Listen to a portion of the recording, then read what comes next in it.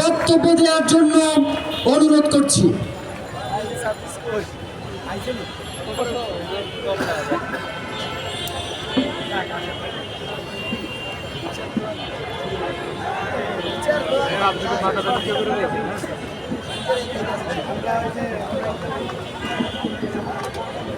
এই পাশের জায়গাটা ফাঁকা করে দেন, স্টেজের এই পাশের জায়গাটা সবাই ফাঁকা করে দেন, এখানে কেউ থাকবে না। আমাদের ভলান্টিয়ার ভাইদের দৃষ্টি আকর্ষণ করছি, এই জায়গাটা খালি করে।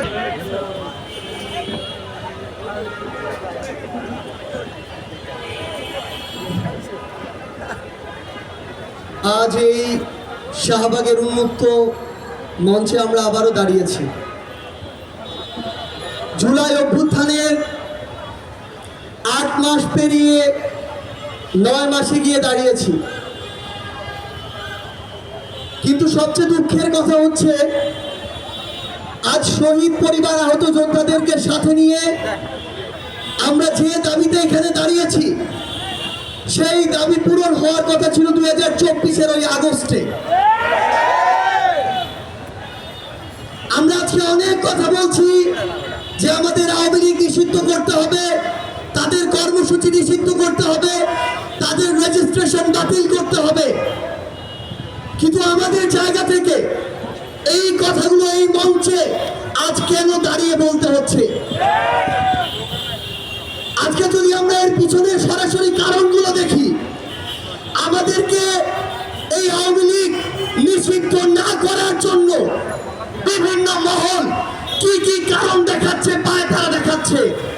তারা আমাদেরকে শোনায় যে বহির্বিশ্বে তাদের ইমেজ ক্ষুণ্ণ হতে পারে। ওই স্টেক হোল্ডার, ওই তথাকথিত বিভিন্ন মহলকে আমরা বলতে চাই, বিগত 16 বছরে যখন পিলখানায় হত্যাকাণ্ড হয়, যখন শাপলায় হত্যাকাণ্ড হয়, যখন শাহবাগে, যাত্রাবাড়িতে, শনির আখড়ায়, উত্তরে হত্যাকাণ্ড হয়, তখন এই বহির্বিশ্ব কোথায় ছিল? তারা আমাদেরকে ওই পশ্চিমাদেরকে দৃষ্টিভঙ্গি দেখায়।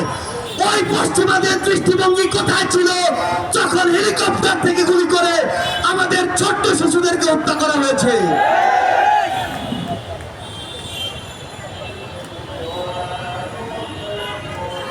নয় মাস হতে চলেছে।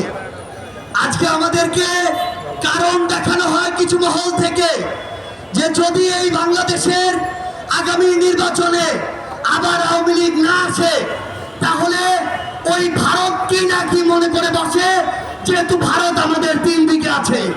আমি স্পষ্ট করে এই অভ্যুত্থানের ক্ষেত্র শাহবাগ থেকে বলতে চাই, ভারতের দিকে আমরা তাকাতে পারি, কিন্তু ওই আধিপত্যবাদী ভারতের দিকে আমরা ঘৃণা করেও আর তাকাবো না।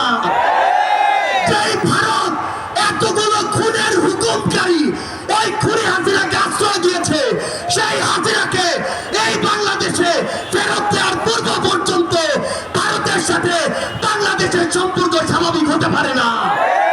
খাতা কলমের সম্পর্ক আর জনগণের সম্পর্ক কোনোদিন এক হতে পারে না।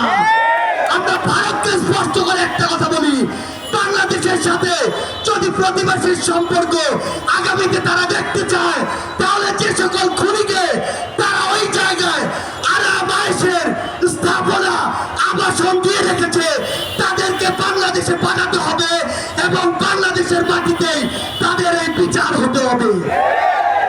আজকে থেকে 10 মাস আগে বাংলাদেশের অধিকাংশ মানুষ তাকিয়ে থাকতো কখন বাংলাদেশকে বিভিন্ন জায়গায় স্যাংশন দেওয়া হবে, কখন আমেরিকা হস্তক্ষেপ করবে, কখন হাসিনা মারা যাবে, কখন পরের ইলেকশন আসবে, তারপরে তারা মাঠে নামার প্রস্তুতি নিত।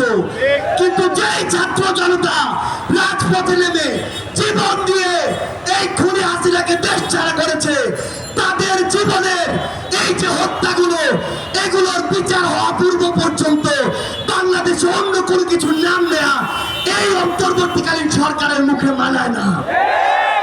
রাজনৈতিক দলগুলো আজকে সময়ের বিবেচনায় প্রতিযোগিতায় নেমেছে, আগে সংস্কার নাকি আগে নির্বাচন। মাথায় স্পষ্ট করে ঢুকিয়ে রাখুন, সংস্কার নাকি নির্বাচন, এই খেলা বাদ দিয়ে প্রতিযোগিতায় নামুন যে সবার আগে হতে হবে এই হত্যাকাণ্ডের বিচার। যে তাপস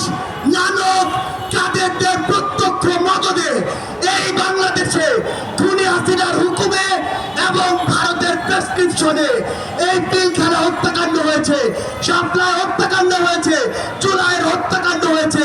সেই হত্যাকাণ্ডের বিচার হওয়ার পূর্ব পর্যন্ত এই বাংলাদেশে অন্য কোনো কিছু কখনোই প্রাসঙ্গিক হতে পারে না। সকল রাজনৈতিক দলের উদ্দেশ্যে একটি কথাই বলবো,